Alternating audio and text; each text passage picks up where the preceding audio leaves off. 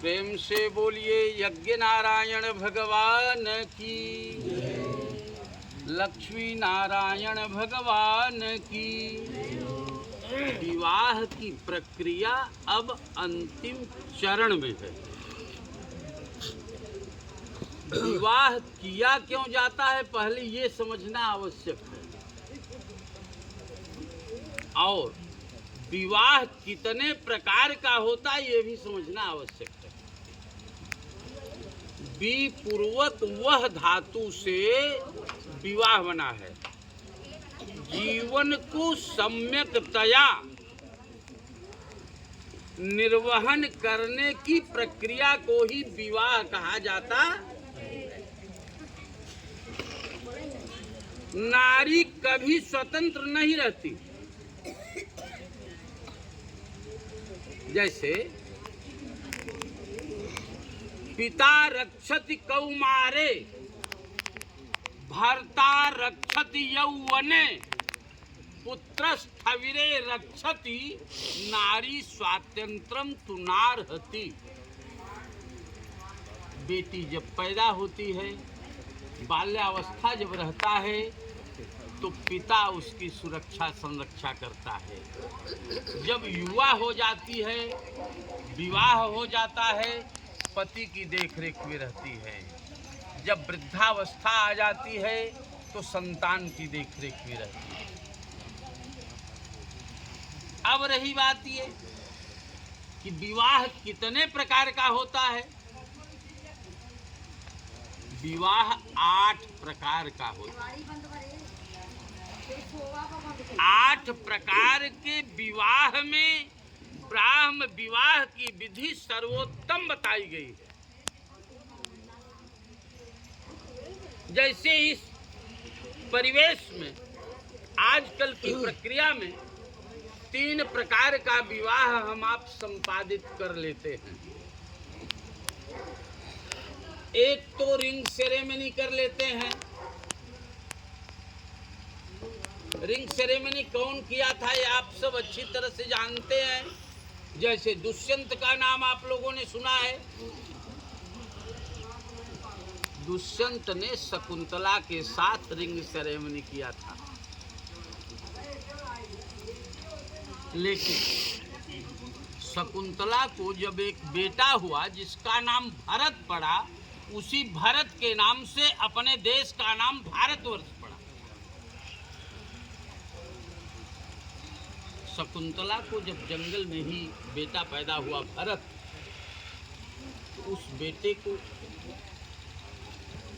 देने के लिए दुष्यंत के यहाँ कण्व ऋषि गए, लेकिन दुष्यंत को श्राप दिया था दुर्वासा ऋषि ने कि तुम अपने प्रियतम को कभी न कभी भूल जाओ।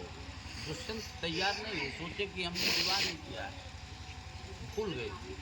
क्योंकि अंगूठी उनकी शकुंतला के हाथ से अंगूठी गिर गई थी तालाब में, मछली ली गई थी।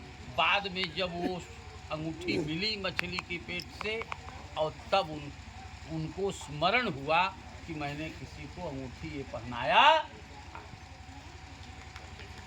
समझ रहे ना।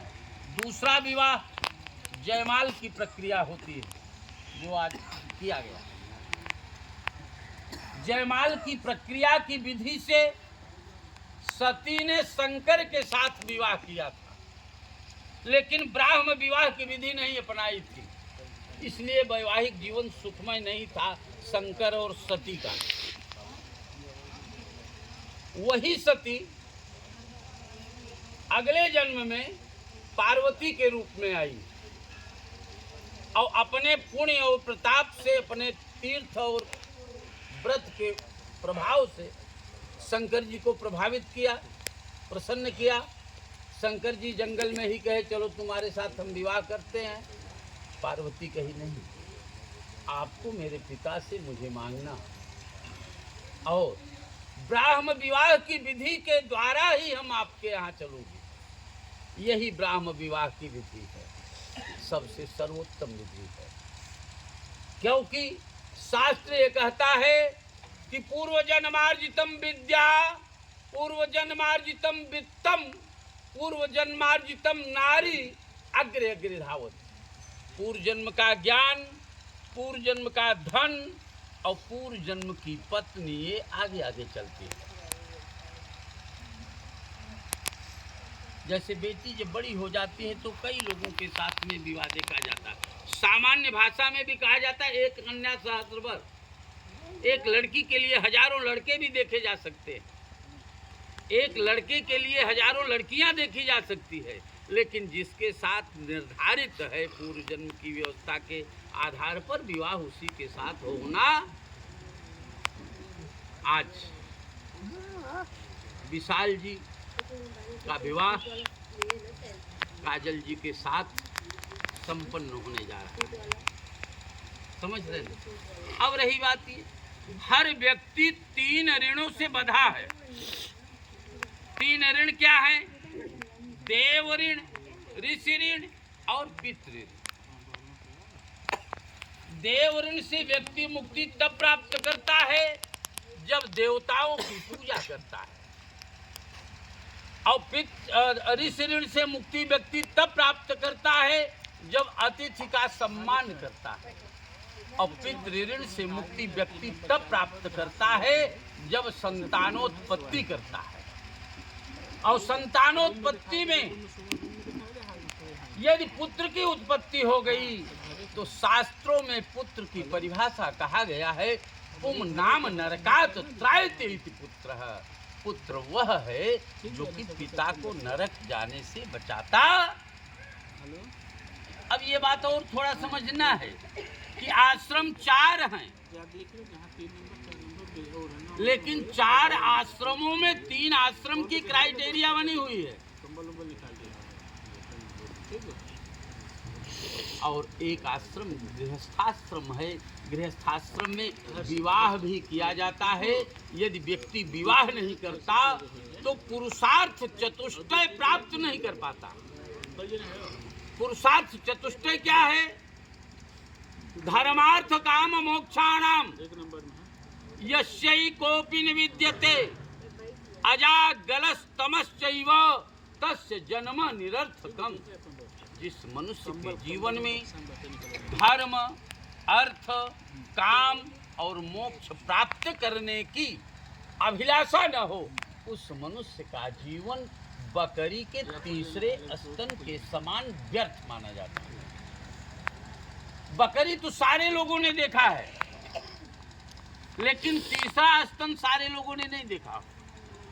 बकरी के 2 स्तन पीछे वाले पैर के आगे होते हैं और तीसरा स्तन आगे वाले पैर के आगे होता है। वो संकेत मात्रा में होता है। बकरी की उपमा क्यों दी गई कि बकरी सिंगल बच्चा कभी नहीं देती। वो बकरी एक साथ में चाहे सैकड़ों बच्चा दे दे, लेकिन तीसरे स्तन से दूध कभी नहीं आता है। समझ में आता कि यदि मनुष्य के जीवन में धर्म, अर्थ, काम, मोक्ष प्राप्त करने की अभिलाषा नहीं है तो वो व्यर्थ माना जाता है। इसलिए ये प्रक्रिया के लिए विवाह किया जा रहा। अब रही बात, जैसे धान के लावा का उपयोग हम आप क्यों करते हैं, ये भी समझना आवश्यक है। लावा तो मक्के का भी होता है, भुट्टे का भी होता है, गेहूं का भी होता है, धान से बना ही लाई भी होता है। लेकिन लाई का उपयोग क्यों होता है? नहीं होता। धान के लावा का ही क्यों उपयोग किया जाता है? इसमें भी एक रहस्य छिपा हुआ है जो नवदंपति को एक सीख देता है। जैसे धान के बीज को तपते हुए बालू में डाला जाता है और तपते हुए बालू में जाने के बाद में ये धान अपने स्वरूप को परिवर्तित कर देता है, अपने रूप को परिवर्तित कर देता है, लेकिन इसके ऊपर का छिलका साथ नहीं छोड़ता। उसको हमको आपको हटाना पड़ता है अपने हाथ में। देखेंगे सामने, समझ रहे हैं? इससे नवदंपति को ये सीख मिलती है कि पत्नी चाहे जितने कष्ट में रहे, पति को साथ नहीं छोड़ना चाहिए, और पति चाहे जितने कष्ट में रहे, पत्नी को साथ। दूसरा सीख क्या मिलती है? धान के बीज को रोपाई करने के लिए हम आप सारे किसान हैं। धान की रोपाई के लिए बहनौर में बीज डालते हैं। एक धान के बीज से एक ही अंकुरण निकलता है। उस एक एक अंकुरण को 2-3 अंकुरण एक साथ में लेकर के धान के रोपाई वाले खेत में लगा देते हैं। उससे एक से अनेक अंकुरण निकलते हैं कि नहीं निकलते हैं। तो ये बेटी अपने मायके से अकेले जाएगी, लेकिन वाम भाग में आने के बाद में कई संतान उत्पन्न करने की एक्टिविटी आ जाती। अब ज़्यादा विस्तार में न कहते हुए 7 वाक्य आचार्य जी ने कहा, 5 वाक्य हम बता रहे हैं कि क्रीड़ा शरीर संस्कार समाज उत्सव दर्शनम हास्यम परिधेयानम त्यजेत प्रोसित भर्तृका। माने कहीं भी जाना आना है तुमको, किसी उत्सव आदि में अगर जाना है तो मुझसे अनुमति लेकर के ही जाना चाहिए। मेरे बिना अनुमति का कोई कार्य नहीं करना। दूसरी वाक्य क्या है कि विष्णुर वैश्वानरः साक्षी ब्राह्मण ज्ञाति सबांधवा पंचमम ध्रुवमालोक्यम स साक्षित्वम ममागता। यहाँ पर ये हवा में बातें नहीं हो रही हमारी आपकी। विष्णु भगवान साक्षी। अब दिमाग में ये बात आएगी कि विष्णु भगवान तो क्षीर सागर में रहते, यहाँ कैसे आए। तो ये कलश जो रखा जा रहा है, ये रखा जाता है, कलश में ही विष्णु भगवान उपस्थित होते। कलशस्य मुखे विष्णु। और वैश्वानर यानी अग्निदेव, जो आहुति आपने दिया, जो दीपक जल रहा है, ये भी साक्षी है। और दोनों पक्ष के आचार्यगण, दोनों पक्ष के भाई बंधु, ये भी विटनेस के रूप में होते हैं। और 5वें ध्रुव तारा जो आकाश में रहते हैं, ये भी साक्षी होते हैं। अब तीसरे वाक्य में लड़का क्या कह रहा है कि मम तुष्टिस्तव चित्तम मम चित्ते वाचा वाचम न लोपयेत व्रते में सर्वदा देयम हृदय स्तंभरानने। मेरा मन तुम्हारे मन के आधार पर चलना चाहिए। तुम मुझसे निवेदन कर सकती हो, आदेश नहीं। कभी भी मेरी वाणी का तुम्हें उल्लंघन नहीं करना है। व्रत यदि ऐसा नहीं करोगी तो जो मैं कह रहा हूँ मेरी बात को स्वीकार करोगी तो तुमको मैं अपने वाम भाग में नहीं, अपने हृदय में बैठा करके रखूंगा। मम तुष्टिश्च कर्तव्या बंधूनाम भक्तिमादरात् ममाज्ञा परिपाल्य ईशाम पाति व्रत धर्म परायणी। मुझे संतुष्ट रखना ही तुम्हारा धर्म है, लेकिन मेरे पिताजी, माताजी, दादाजी, काकाजी, काकी जी, सब पूरे परिवार को मुझे संतुष्ट रखते हुए पूरे परिवार को भी संतुष्ट रखना है, ये मेरा आदेश।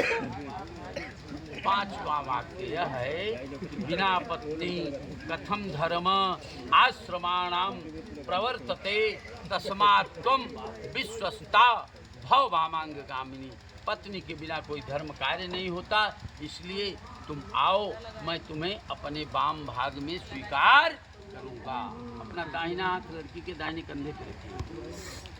बोलिए मम व्रते ते हृदयम दधामि मम चित्तम अनुचित्तम ते अस्तु मम वाच मेक मना जुखस्व प्रजापतिर दृष्ट्वा नियुक्ता मह्यम।